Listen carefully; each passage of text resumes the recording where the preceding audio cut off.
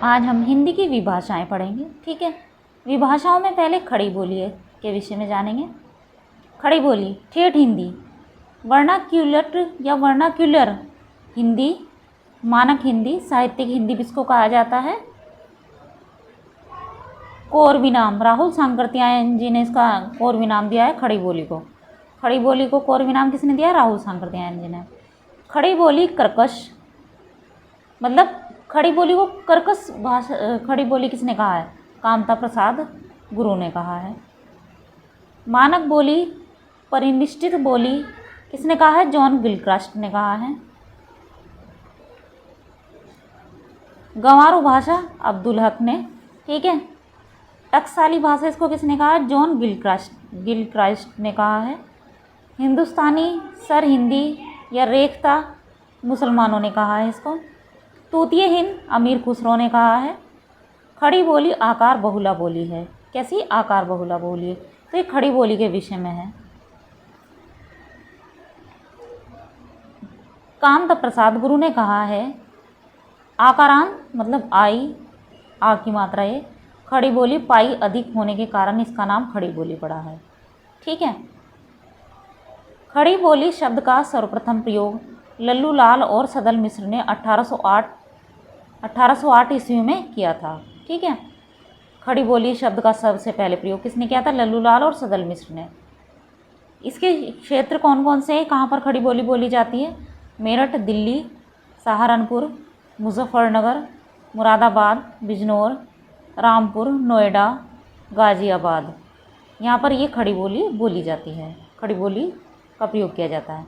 इसके प्रथम कवि हैं अमीर खुसरो, 14वीं शताब्दी इनका समय है अमीर खुसरो का। उदाहरण आप देख सकते हैं। ओ इसने मेरी कुछ बात नहीं रखी कोई बादशाह था। इस तरह से मतलब इसको बोला जाता है। ये खड़ी बोली है। खड़ी बोली के विषय में जानकारी लीजिए।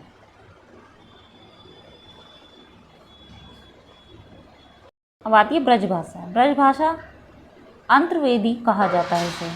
गंगा यमुना के मध्य क्षेत्र अंतर्वेद। ठीक है, गंगा यमुना के मध्य का जो क्षेत्र है उसे अंतर्वेद कहा जाता है। ठीक, ब्रज का अर्थ है गाय, पशुओं का समूह या चारागाह। इसकी क्षेत्रीय बोलियां हैं बुक्सा, जादोवाटी, डागी। ब्रजभाषा कैसी है? ओकार बहुला, गया, गयो, दोरो, मतलब ओकार बहुला का मतलब है ओकार की मात्रा इसमें ज़्यादा होती है। ठीक है, क्षेत्र मथुरा, वृंदावन, आगरा, अलीगढ़, एटा, कासगंज, बुलंदशहर, मैनपुरी, पीलीभीत, बरेली व भरतपुर के कुछ भाग इसमें, जहाँ पर कौन सी ब्रजभाषा बोली जाती है। बंगाल में ब्रजभाषा को ब्रजबुली कहा गया है। ठीक है, नामकरण बंगाल में ईश्वर चंद्र विद्यासागर ने इसका नामकरण किया है। किसने? बंगाल में ईश्वर चंद्र विद्यासागर ने किया था। इसका ब्रजभाषा का नामकरण। कवि है इसके सूरदास। कृष्ण काव्यधारा, मतलब जो ये समझ लीजिए कि कृष्ण काव्यधारा में जितनी भी रचनाएं हुई हैं ज़्यादातर वह ब्रजभाषा में ही हुई हैं। ठीक है,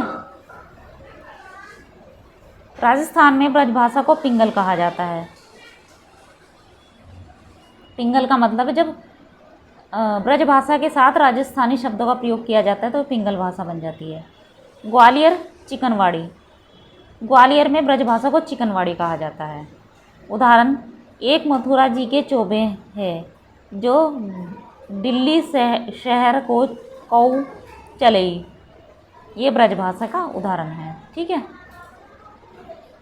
अवधी, पूर्वी कोसली भी कहा जाता है इसे अवधी भाषा को। ठीक है, बेसवाड़ी उत्तराखंडी, ये नाम है अवधी के। क्षेत्र इसके इलाहाबाद से शुरू होती है। लखनऊ, फतेहपुर, मिर्ज़ापुर, प्रतापगढ़, उन्नाव, फैजाबाद, बाराबंकी, सुल्तानपुर, बहराइच आदि में ये बोली जाती है अवधी भाषा। कवि हैं इसके जयसी, तुलसीदास। जयसी सूफी काव्यधारा के प्रसिद्ध कवि हैं, प्रमुख कवि भी हैं।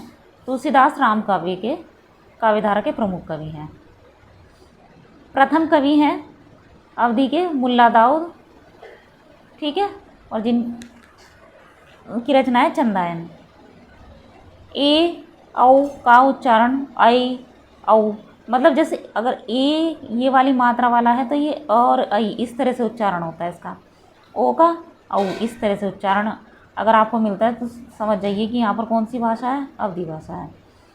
एक गाँव माँ एक अहीर रहा, ओ बड़ा भौंक रहा, सवेरे जब सोई के उठे तो पहले अपने महतारी का 4 टन्नी धमकाए दिए। ये अवधी भाषा का उदाहरण है।